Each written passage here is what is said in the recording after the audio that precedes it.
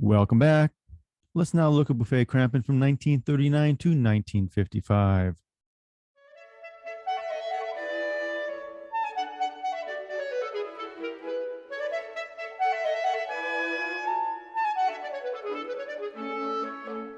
Welcome back to my channel. I'm your host, Steven. Today's episode is a follow-up on my previous one of Buffet from the early days up to 1938. We're doing 1939, 1955 now. Don't forget to give it a thumbs up, like, subscribe, and share afterwards. So let's learn more about the Buffet clarinets of that time era. Now, this era from 1939 to 1955 was an important era for Buffet. According to Buffet Crampon's website, Robert PreR joined Buffet as an apprentice in 1921. Of course, he's recognized as the talented acoustic technician that created the 1955 R13 model. Check at the end of this video for looking at where the R13 name came from, as I review a magazine catalog from 1915 that had R as inventory numbers for everything in the catalog, basically. And that seemed to continue on to the Carl Fisher catalog later on from 1928 example I have in another video. Anyways, in 1938, Robert PreR was identified as the factory manager. What exactly is a factory manager? Well, we know from today's definition, they're in charge of a factory. So I really don't know how this is related to 1930s in France, though, of course. But we know he was an acoustic technician.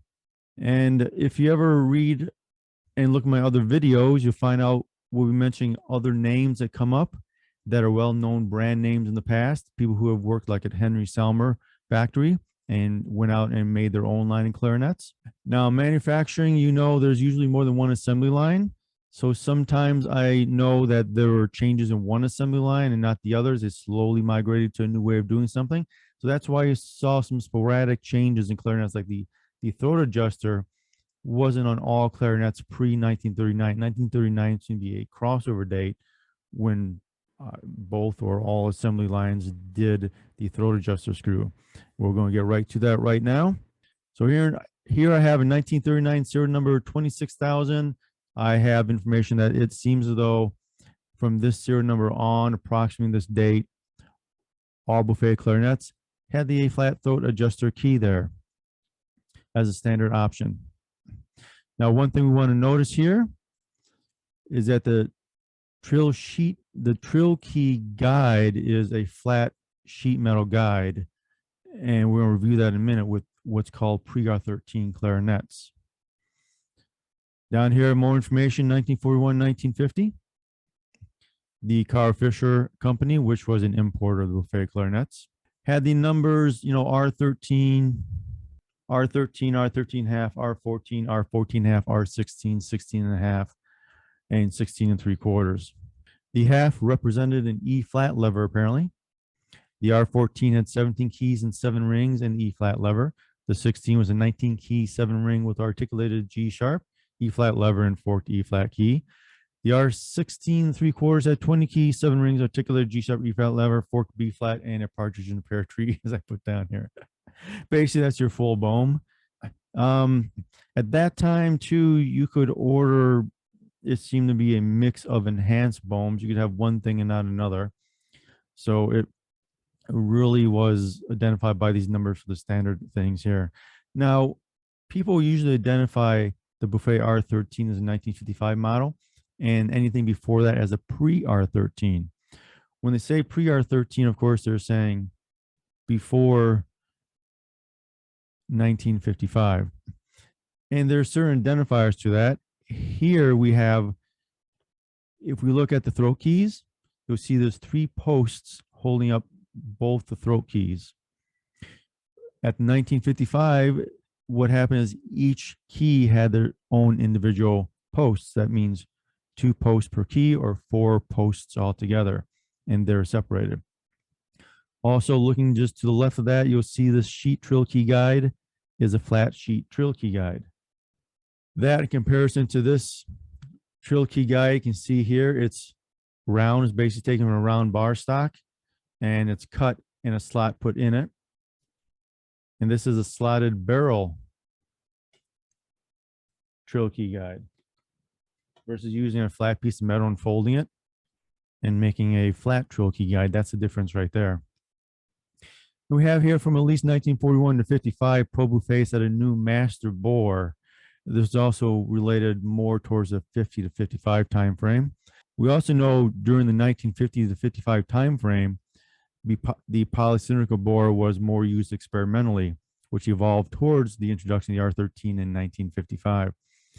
Now, models from at least 1951 onwards had what was once again considered master bore, which wasn't polycylindrical, but was a tapered bore. And when you deal with the tapered bore, it helps a lot in some intonation here and there, but also helps in feedback to the player. It keeps the pressure as you play going down more consistent, better feedback to the player when it deals with blowing into it. And this really was one of the major transformations in the industry. I have another video about this specifically, about how the R13 really helped change the industry in the polycylindrical bore and the taper bore, and how this also affected later versions of the Selmer center tone. So PreR13 we see here, here's an example of 485 barrel, which has a barrel trill key guide. Let's pop up this picture real quickly. We can see two adjusters here, one key there. Here we go. We can see it has a barrel trill key guide, and is it still sharing? Yeah, it looks like it's still sharing a 3 posts for all the keys here.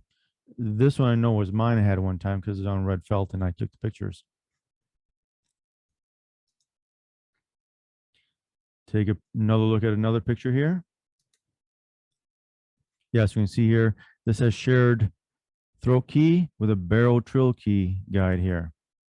So you see some start transformation of the instrument before everything changed over in 1955. Now here on my clarinetperfection.com website, I go over the PreR13 versus R13 key identifiers. And this is, as I mentioned, really on the upper joint. And we have the throat post keys we mentioned here. Here's a clear comparison. On the left-hand side, we have 3 posts. The middle lower post is sharing both the keys here. And on the right-hand side, we have the standard R13 designation, where each key has their own posts, 4 altogether. This allows adjustment of the length of the key and the way it articulated. And we look to the side here, as I just showed you here, this has a barrel key. The one on the right has a slotted barrel key. The trill keys aren't there, in case you're wondering. And the left-hand side has a slotted, basically a flat metal trill key guide. Going on down below, I mentioned the sheet versus barrel cut trill key guides. Here's another view of it. Left-hand side is a flat trill key, has a flat sheet trill key guide. The right-hand side here has a slotted barrel. So this is the primary indicator of when you hear people say PreR13. This is how you identify PreR13, is that the 3 versus 4 posts for the throat keys and the flat sheet trill key guide versus the slotted barrel trill key guide. Also, you'll find out bridge key. You'll notice differences in bridge keys over time. The one on the left-hand side, PreR13, which is one straight arm, and the one on the right-hand side, the R13, has the arm with the wings on it. This does change over time. You'll find variations, of course. This is another identifier that isn't one of the primary identifiers as mentioned earlier. And what I have here is an R13 start production 1955 through today. And we'll get to that in another video. More information about it, but real quickly we have here. I mentioned prototypes were developed earlier in 1955 and mentioned the identifiers we have there. The PreR13s, if you get one before 1955, going back to 1951 with the tapered bore, they're really, really nice sounding clarinets, really deep sounding and powerful clarinets. They remind me a lot of the Selmer center tone too. And I used to have one and I loved it. I wish I kept it, but you know, you can only have so many clarinets. Anyways, this episode is strictly about that time frame from 1939 to 1955. We've now come to the 1955 time frame. I want to thank you for listening today. Any questions, comments, please post them down below. Don't forget to give a thumbs up, like, share, and subscribe. Don't forget to check the videos posted at the end of this video for other information about the buffet. You gotta love knowledge, gotta love life, gotta love clarinets. We'll see you next time.